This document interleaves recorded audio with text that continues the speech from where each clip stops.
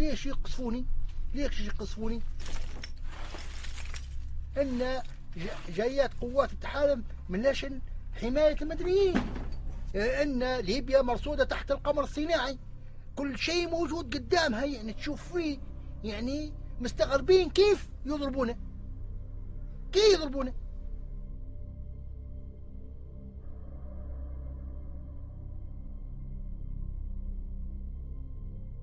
We looked at 8 sites across western Libya in which 72 civilians lost their lives.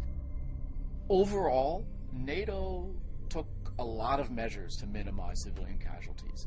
The choice of targets, the choice of weapons, the timing of the attacks. But these 72 people did lose their lives. And until now, NATO has taken a position of denial. They refuse to acknowledge that civilians died. They refuse to give information about how they died. And they refuse to investigate. It's this lack of transparency that's deeply troubling. Our job is to monitor the violations, no matter who is committing them. And that means gaining access to the areas. It means interviewing people on all sides. And it means holding all the parties accountable. We were in Tripoli and heard news about a NATO strike that killed dozens of people. When I got to Madra the day after the attack, both of the homes were still smoldering.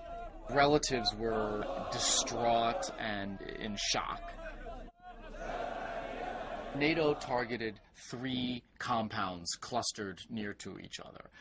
In one of those compounds, NATO hit the house that was full of displaced persons from around the conflict, people who had fled area of fighting to take refuge in this house.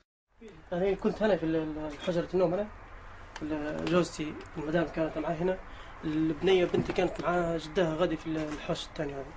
أثناء الخبطة أنا كنت موجود هنا.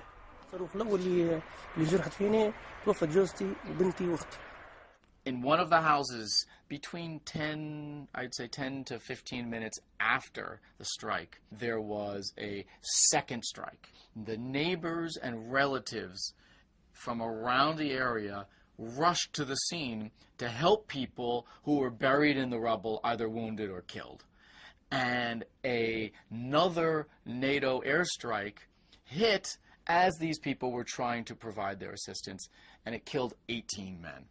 In Madra, we believe one of the weapons used was the GBU-12, which is a laser-guided munition.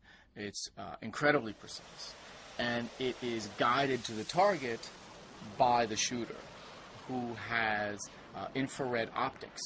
And this allows the shooter to observe the target with a high degree of clarity. We wonder how they chose these 2 houses. Why were they considered legitimate targets?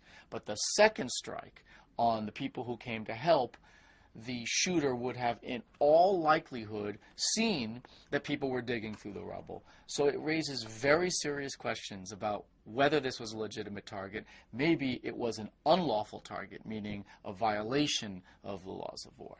NATO launched thousands of strike sorties, and 72 deaths is relatively low, but that's no excuse for failing to examine why these people died. And it matters for 2 reasons.